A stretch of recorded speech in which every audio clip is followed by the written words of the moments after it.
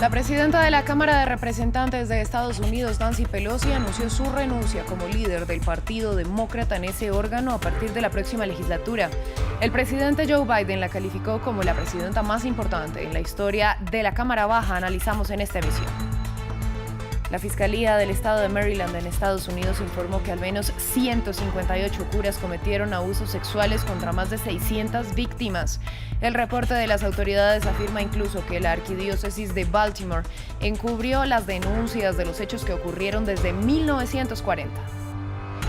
La Fiscalía de Colombia suspendió las órdenes de captura de 17 integrantes de la guerrilla del ELN previo al inicio de los diálogos con el gobierno de Gustavo Petro.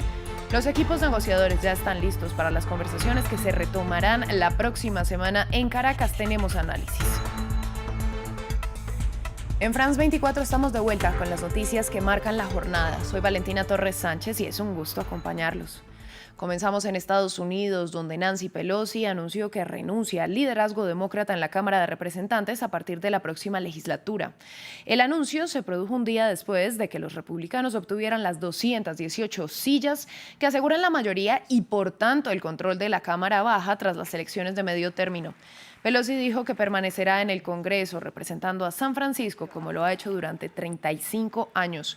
El presidente Joe Biden la calificó como la presidenta más importante de ese órgano legislativo.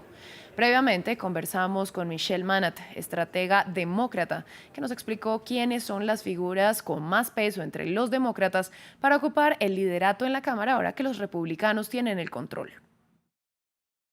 Lo que también representa y es importante del anuncio de Nancy Pelosi hoy es que vamos a ver un cambio generacional en el nuevo Congreso y yo lo veo como muy positivo.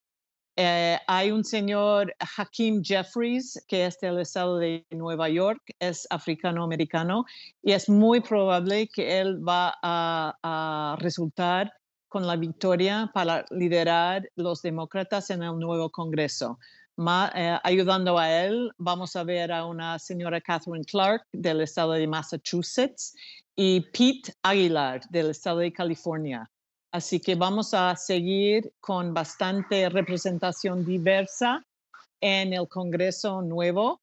Y ellos van a tener el gran peso y el gran desafío de estar y mantener una posición de control y de oposición a los republicanos liderados por Kevin McCarthy.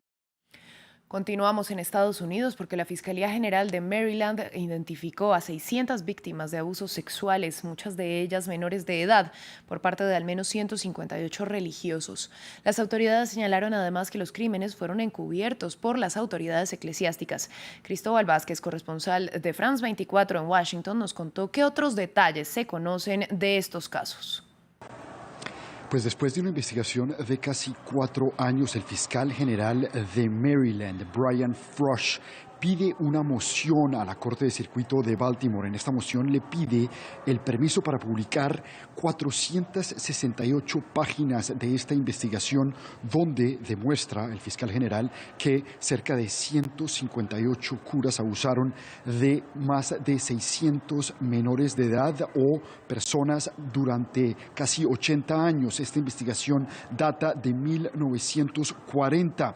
Eran tan frecuentes los abusos, dice el fiscal, que las víctimas terminaban reportando estos casos a otros curas que también estaban involucrados en esta investigación y acusados de abuso sexual. Además, se dice que en esta investigación que la arquidiócesis de Baltimore no solamente trató de encubrir esto, sino que a pesar de los cuestionamientos, a pesar de las quejas de los jóvenes, trataron de encubrir a muchos curas durante muchos años. Vamos a Colombia, donde la Fiscalía suspendió las órdenes de captura y extradición de 17 integrantes de la guerrilla del ELN. Esto solo un día después de que el presidente Gustavo Petro confirmara que Oti Patiño, excombatiente de la extinta guerrilla del M-19, a la que Petro también perteneció, será el líder del equipo negociador del gobierno en las conversaciones que se llevarán a cabo con esa organización desde la próxima semana. Más temprano hablamos con Camilo González Pozo, presidente del Instituto de Estudios para el Desarrollo y la Paz, INDEPAZ, quien nos dijo que tanto apoyo tienen estas negociaciones dentro del país con el antecedente de los diálogos de paz de La Habana que lograron la desmovilización de las antiguas FARC. Hay una expectativa, hay como un cierto escepticismo, pero al mismo tiempo mucha esperanza, ¿no? El país está cansado de guerras, hay una decisión de la inmensa mayoría de los colombianos. Yo me atrevería a decir que si el presidente tiene el 65% de favorabilidad, más del 75% de la opinión nacional está de acuerdo con que se exploren y se avance en este camino de negociación y se llegue a lo que se ha llamado la paz total, no solamente por acuerdo con el ELN y otros grupos armados, sino por el pasar definitivamente el posconflicto, cerrar este capítulo de décadas de guerras en nuestro país. El presidente de Cuba, Miguel Díaz-Canel, inició en Argelia una gira internacional que también incluye visitas a Turquía, Rusia y China. En su primera jornada, el mandatario argelino Abdelmadjid Tebboune decidió cancelar todos los intereses pendientes de la deuda de Cuba y aplazar su reembolso hasta nuevo aviso. El líder argelino también ofreció una central eléctrica solar para paliar los continuos apagones en la isla. Vamos a Ucrania. Después de la retirada rusa de Jersón, la ciudad y sus alrededores vuelven poco a poco a la normalidad. Tras 8 meses de ocupación por parte de las fuerzas rusas, han salido a la luz varios cientos de denuncias, por lo que Kiev considera crímenes de guerra. Más detalles en el informe.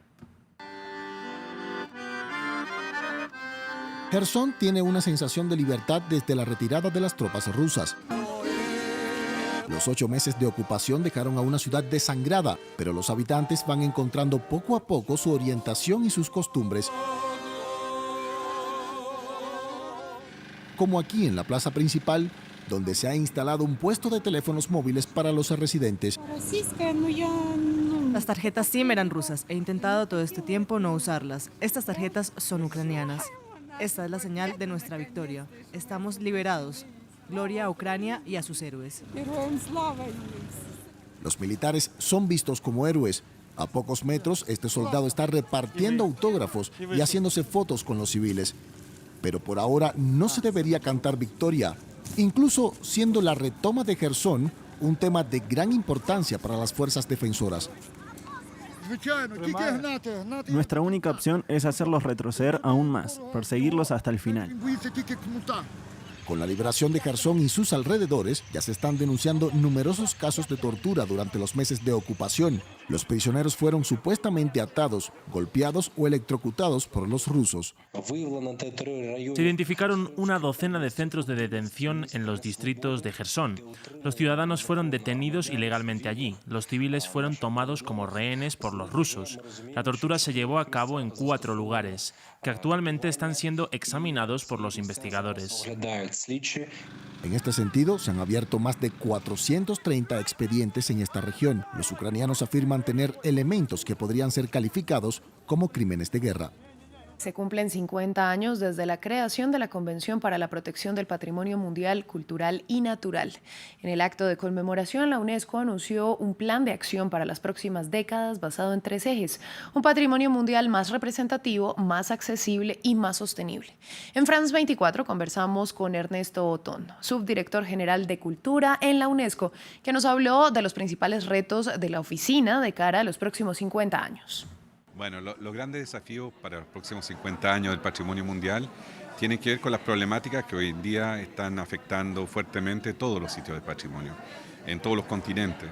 Estamos hablando de la crisis climática y de cómo eso pone en peligro muchos de estos sitios debido al cambio climático, pero también a la destrucción debido por conflictos armados o conflictos naturales.